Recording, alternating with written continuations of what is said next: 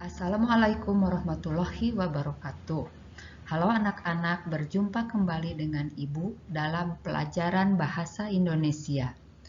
Materi yang akan dipelajari kali ini adalah unsur intrinsik dan ekstrinsik novel.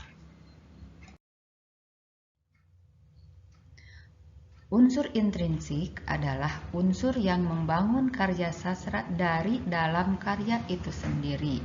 Nah, unsur ini meliputi tema, alur, latar, tokoh dan penokohan, sudut pandang, gaya bahasa, dan amanat.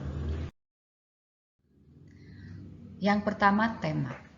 Tema adalah ide dasar dalam penyusunan sebuah cerita.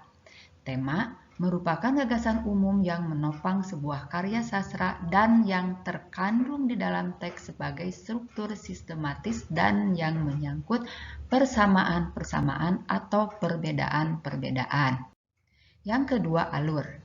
Alur cerita ialah rangkaian peristiwa yang membentuk sebuah cerita. Sebuah rangkaian peristiwa dapat terjalin berdasarkan atas urutan waktu, urutan kejadian, atau hubungan sebab akibat. Peristiwa-peristiwa tersebut saling berhubungan secara runtut sehingga terjalin suatu cerita yang bulat.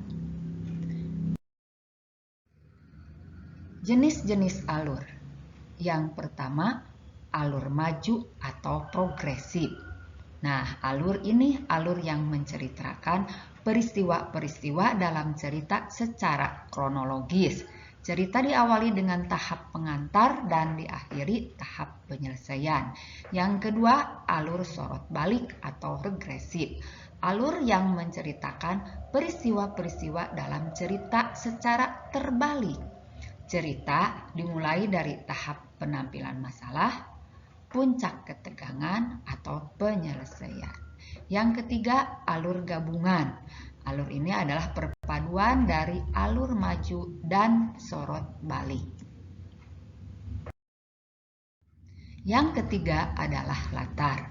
Latar merupakan sebuah keterangan, baik mengenai waktu, ruang, maupun suasana terjadinya peristiwa atau cerita.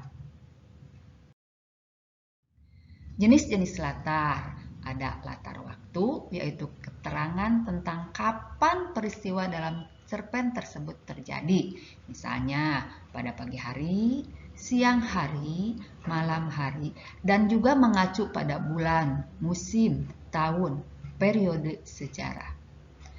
Selanjutnya latar tempat. Nah, latar ini adalah keterangan tempat peristiwa terjadi. Misalnya, di mana? Di rumah, di kamar, di halaman, di Jakarta, di Garut, dan sebagainya. Selanjutnya, latar suasana. Nah, menggambarkan suasana peristiwa yang terjadi. Misalnya, gembira, sedih, atau romantis. Yang keempat adalah tokoh dan penokohan.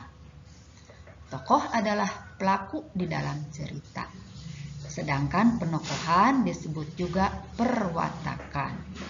Adalah pemberian sifat pada pelaku-pelaku cerita. Sifat yang diberikan tercermin dalam pikiran, perbuatan, ucapan, dan pandangan tokoh terhadap sesuatu.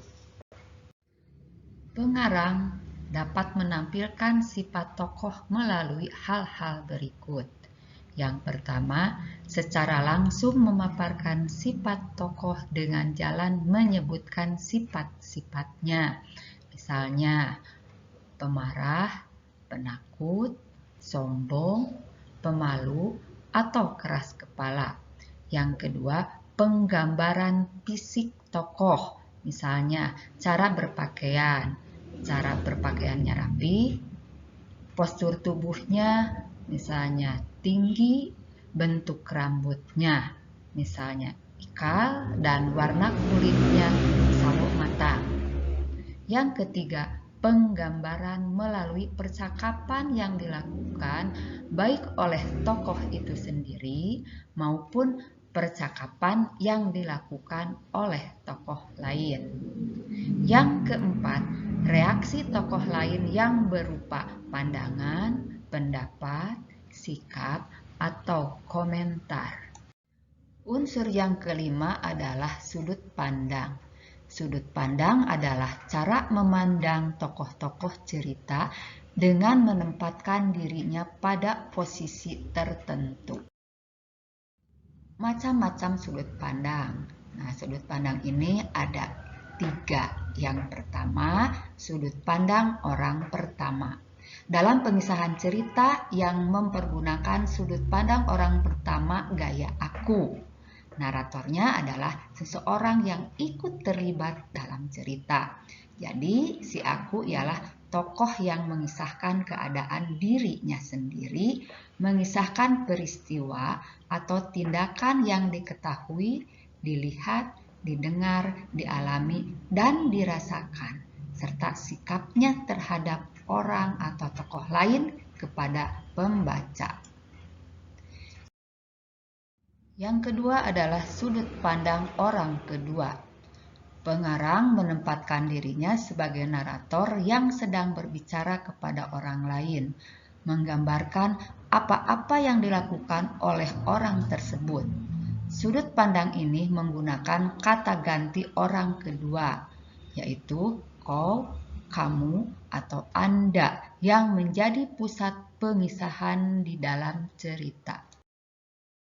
Macam yang ketiga adalah sudut pandang orang ketiga. Pengisahan cerita yang mempergunakan sudut pandang orang ketiga gaya dia. Naratornya adalah seorang yang berada di luar cerita yang menampilkan tokoh-tokoh cerita dengan menyebut nama atau kata gantinya, yaitu ya, dia, atau mereka. Unsur yang keenam adalah gaya bahasa. Gaya bahasa dalam karya sastra berfungsi sebagai alat utama pengarang untuk melukiskan, menggambarkan, dan menghidupkan cerita secara estetika. Unsur yang terakhir adalah amanat. Amanat adalah pesan atau nasihat yang ingin disampaikan pengarang melalui cerita. Unsur selanjutnya adalah unsur ekstrinsik. Adalah unsur yang membangun karya sastra dari luar, tetapi berpengaruh dalam pembuatan karya itu sendiri. Contohnya, yang pertama, keadaan subjektivitas individu pengarang seperti sikap, keyakinan, dan pandangan hidup. Yang kedua, psikologi, meliputi psikologi pengarang, psikologi pembaca, dan psikologi terapan. Yang ketiga, keadaan lingkungan di sekitar pengarang seperti politik, ekonomi, dan sosial. Yang keempat, pandangan hidup suatu bangsa atau ideologi. Yang kelima, kisah di balik layar, yaitu pengalaman, kesan atau harapan penulis dan cita-cita penulis novel yang dipengaruhi oleh situasi saat itu. Misalnya sekarang musim gempa, maka cerita yang akan ditulisnya adalah sekitar tentang gempa. Terima kasih, cukup sekian anak-anak materi kali ini. Mudah-mudahan bermanfaat. Akhir kata, Ibu ucapkan wassalamualaikum warahmatullahi wabarakatuh.